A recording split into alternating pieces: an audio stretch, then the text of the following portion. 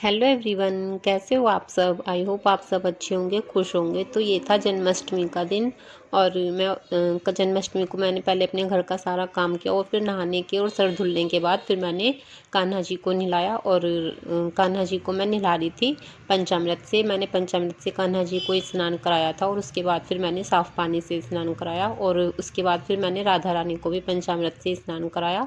और अब मैं दोनों को पहना रही थी ड्रेस। तो मैंने दोनों को सेम एक जैसी ड्रेस पहनाई थी, सिर्फ कलर अलग था। तो कान्हा जी को पहनाई थी मैंने ब्लू कलर की और राधा रानी को पहनाई थी मैंने पर्पल कलर की। तो देखिए अब कान्हा जी और राधा रानी दोनों हो गए हैं तैयार। और फिर मैंने पूजा की और उसके बाद फिर मैंने दोनों को झूले में बिठा दिया था, कान्हा जी को भी और राधा रानी को भी।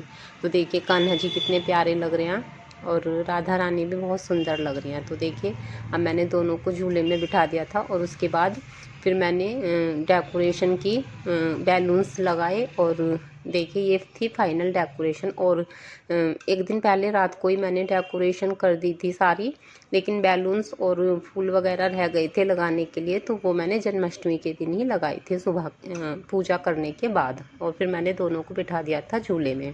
तो अब देखिए मैं झुला रही थी कान्हा जी को झूला और इधर कान्हा जी के फूल ना निकल निकल के गिर रहे थे, तो मैं उनको भी बार बार ठीक कर रही थी। तो देखिए अब कान्हा जी और राधा रानी दोनों झूले में बैठे हैं और जो मुझे प्रसाद रखना था वो भी मैंने रख दिया था। तो अब हो गया था फिर शाम का टाइम और उसके बाद 12 बज गए थे। तो फिर मुझे कान्हा जी को कराना था दोबारा से स्नान। तो फिर मैंने शाम को कान्हा जी का जो श्रृंगार था वो निकाल के और फिर मैंने दोबारा से रात को 12 बजे कान्हा जी को स्नान कराया। और स्नान कराने के बाद फिर मैंने उनको दूसरे कपड़े पहनाए, दूसरे वस्त्र पहनाए, सिंपल से ही पहना दिए थे। और उसके बाद फिर मैंने की थी आरती।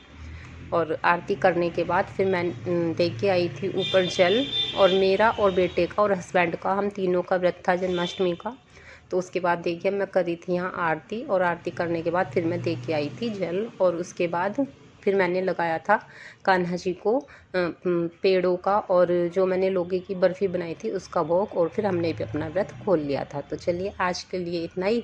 वीडियो पसंद आया हो तो वीडियो को लाइक करना, शेयर करना, मेरे चैनल को सब्सक्राइब करना। मिलते हैं नेक्स्ट व्लॉग में, तब तक